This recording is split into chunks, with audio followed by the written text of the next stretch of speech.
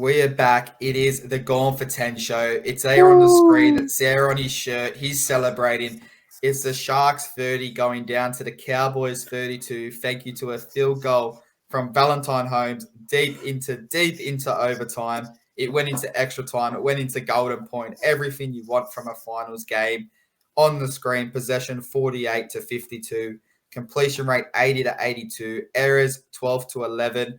And run meters, okay. It looks quite crazy compared to the other games, but we do need to remember they did play an extra 13 minutes. So it was a crazy game. Moving across to the stats for the Sharks, it was Toby Rudolph in the 10th minute, Talakai in the 24th, William Kennedy in the 35th, Cameron McInnes in the 56th, William Kennedy in the 66th. Nico Hines went 5 from 5 with the boot.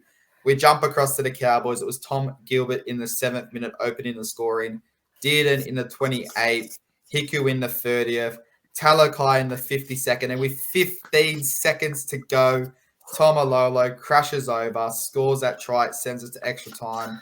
Valentine Holmes, 5 from 6 with the boot, and obviously that massive 92nd minute 2-point field goal. I'm running out of breath. Give me your thoughts on the match and get over with the celebration. Let's go. What a great game this was. People say it wasn't sort of final.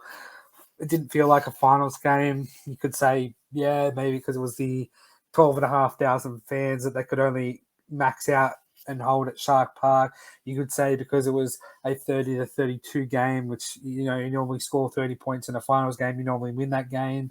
You're not thinking that you're going to concede 30, score 30, but lose. So yeah, it was great. It was a great game. It went back and forth. We had nets. We had a shot on attack. We score. They have a shot. They score, and it sort of went back and forth. And towards the back end of the game, I actually thought Sharks were going to win. They were on top at the time, and then the Connor Tracy sin binning.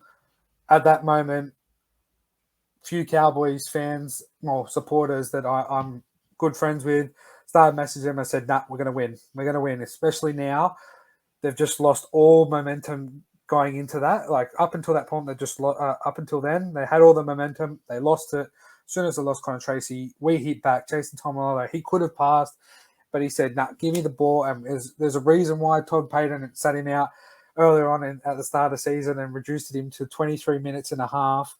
Mate, he produced one of the best tries of the season. Give him that ball.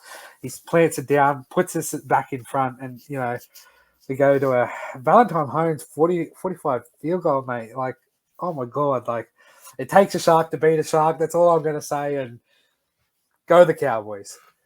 Well, let me ask you, obviously it takes a Shark to beat a Shark. I think that was going to be the trend if they did win this game. They ended up winning this game. Now, I think, and I'll get your thoughts here, for the loser of this game, we watched, I think it was the first 35 to 40 minutes of this game together.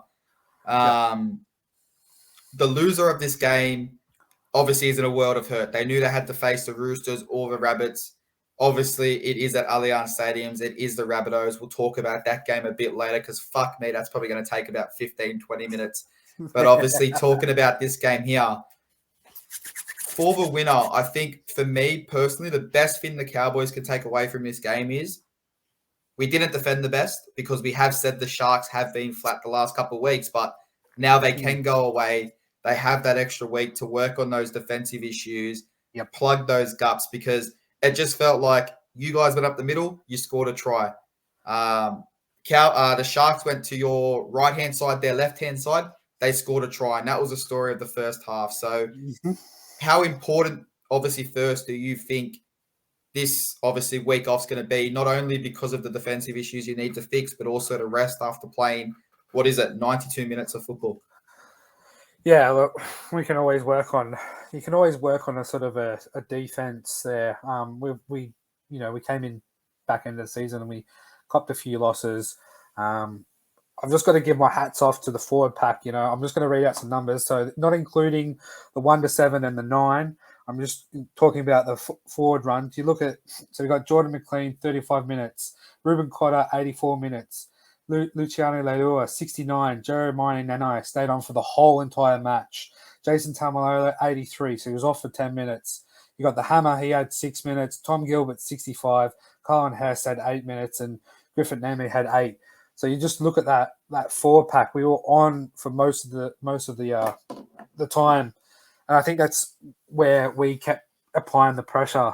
These boys, whoever lost, knew that they have to face one of these tough opponents in the next review that we're going to come across. But I think it hurt the Sharks a little bit more knowing that they were at home and they lost, and they're going to have to go away from home to keep their finals hopes alive. But we can work on it. We got a week off. We can put our feet up and we can have a look at this Power Raiders game and hope both of them beat the hell out of each other and we can walk into a grand final. Well, obviously, you brought up Connor Tracy before. We talked about his 10 in the bin. You brought that up. Let me ask you a question because, like you said, we know a few Cowboys fans. It was kind of on the fence. It was a 3-4 split when I asked a few of them. Did you think at any time, obviously, in that review, did you think it was going to be a penalty try and a sin bin? Or were you happy with the sin binning ruling just by itself? I'm happy with the sin binning by itself. In real time, I didn't think there was much in it. I just thought the ball was there. They both tackled for the ball, and they both collided at the same time, attacking the football. But when you look at the replay, it does show that you can't really determine that Valentine Holmes is going to get there. He's going to plant the ball down. So that's why I'm not saying it's going to be a penalty try. But for a sin binning for tackling without the ball, I'm happy with that. It was clear as day. He earned his 10 in the bin. Fair is fair. 100%. Obviously, like you said, it was always going to be a sin binning. I agree. That bounce that it took just before it got to Valentine Holmes' hands, you couldn't have said with 100% doubt he was going to get the ball, 100% proof. But I think your answer would have changed slightly if we were sitting here and the score was reversed right now. You would have been saying it's a penalty try for all money.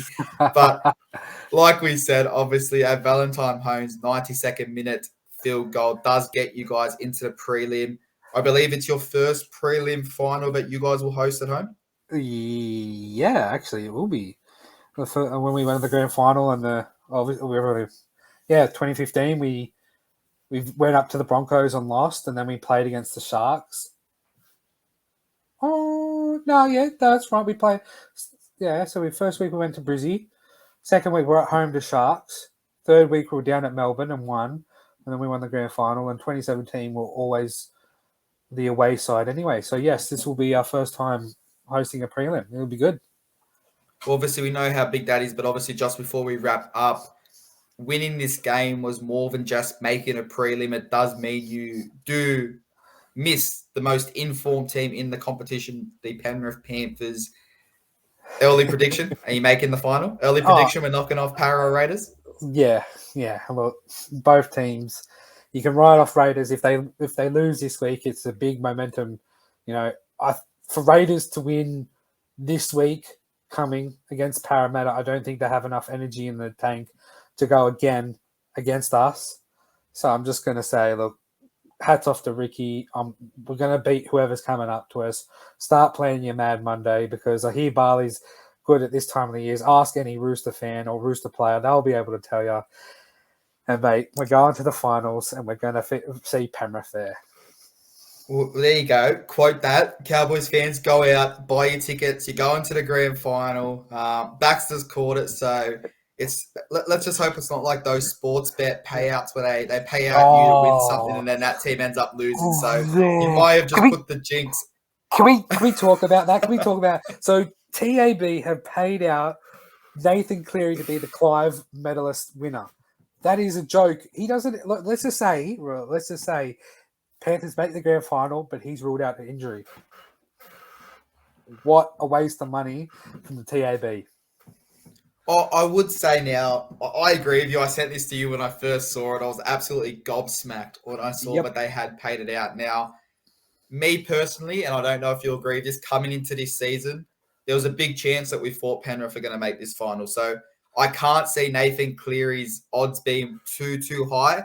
No. And if you think of it from a tab perspective, I've now given someone who could have a gambling problem $200. I guarantee within a week they've probably got that money back anyway. So it's a catch-22. It's a bit weird that Nathan Cleary does get awarded when they're not even in the final yet, but we'll just have to wait and see. And if he does win it, they're an absolute genius move. If he doesn't win it, well, we've been here before and we've seen it done before. But Baxter, congratulations. Your team is off to a prelim final. They will host either the Raiders or Parramatta.